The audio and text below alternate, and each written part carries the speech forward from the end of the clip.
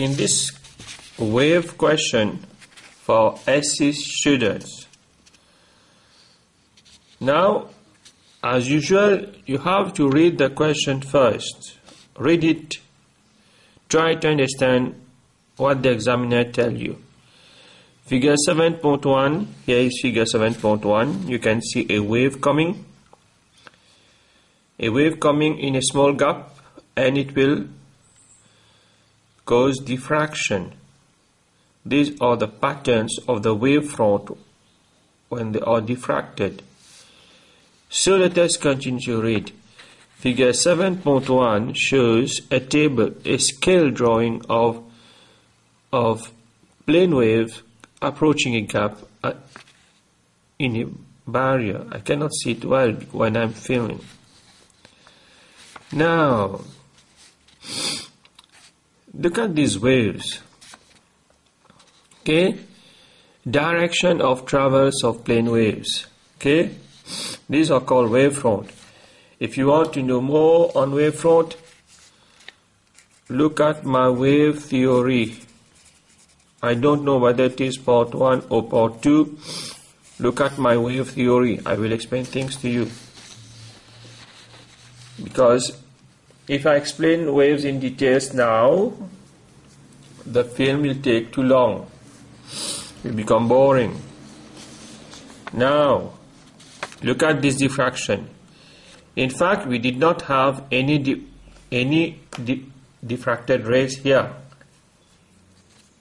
And let me show you how the original question.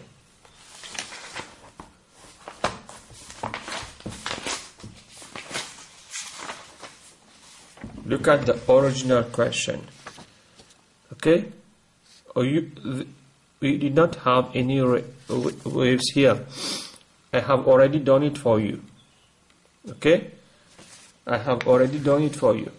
In your handout, it is like that. Okay? Now you have to draw the waves. Now the wave theory is very simple. You can see here. In the wave theory, you can see when a wave coming in a small gap, the wave, this we call the wave front, straight wave, and you know in the wave theory how it is formed by dipping a straight barrier in a ripple tank. Okay, now this is a small gap.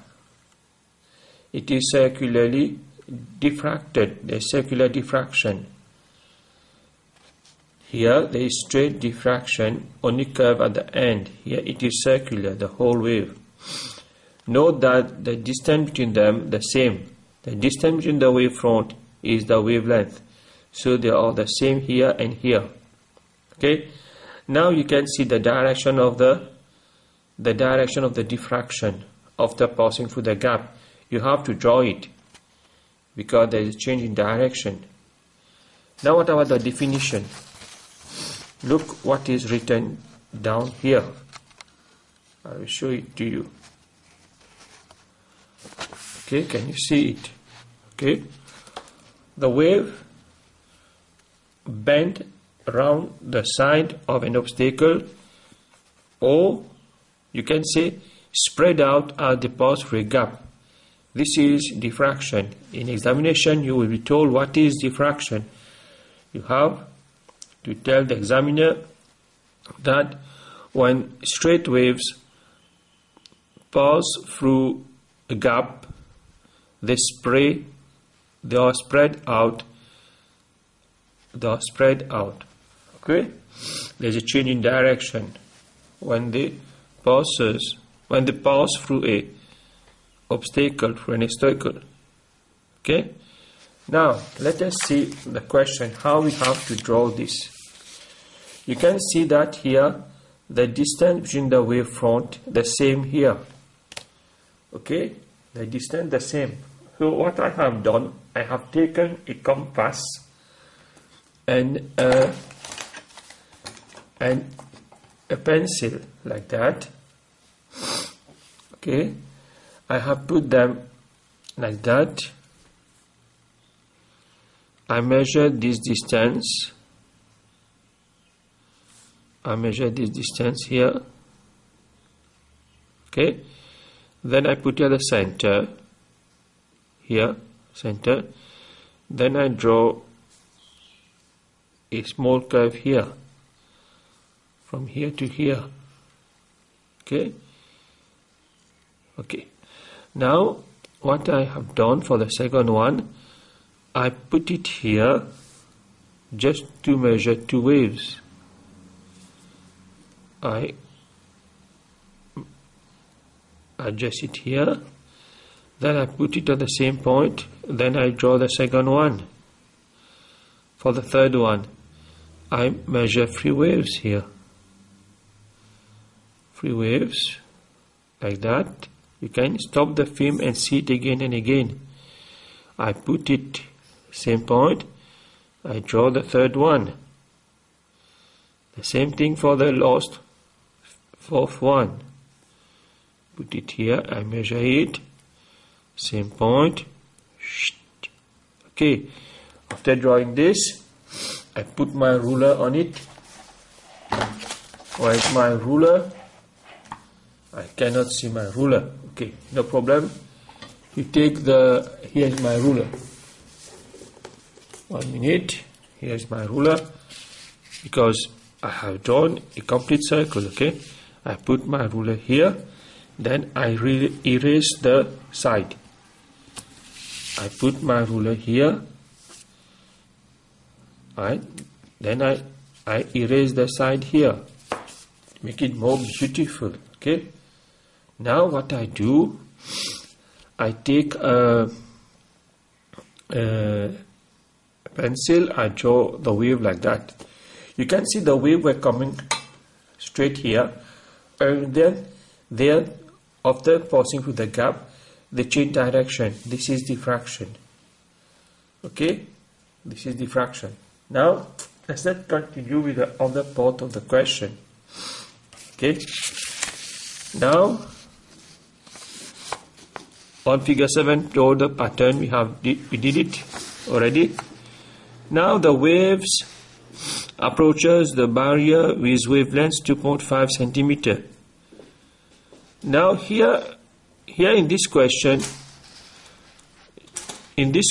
you have to find the frequency.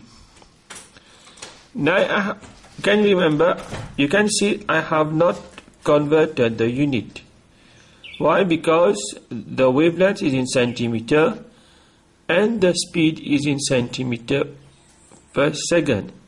So centimeter both sides, no problem.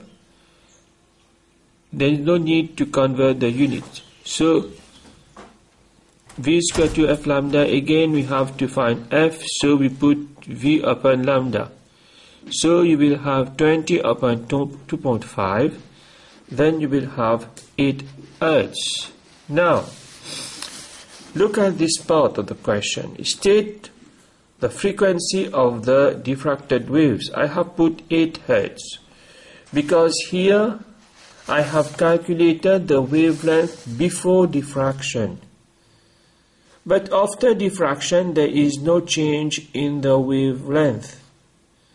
The wavelength the same. So if the wavelength the same, the frequency will be the same. If the wavelength the same, right, there will be the same frequency. So there is no change in the frequency. So 8 Hertz here, it is 8 Hertz here. Okay, note the wavelengths after diffraction did not change. The wavelengths do not change. The wavelengths do not change, and the frequency does not change at all. Also, very important. Okay, I hope that this question have helped you to revise for the examination. Good luck.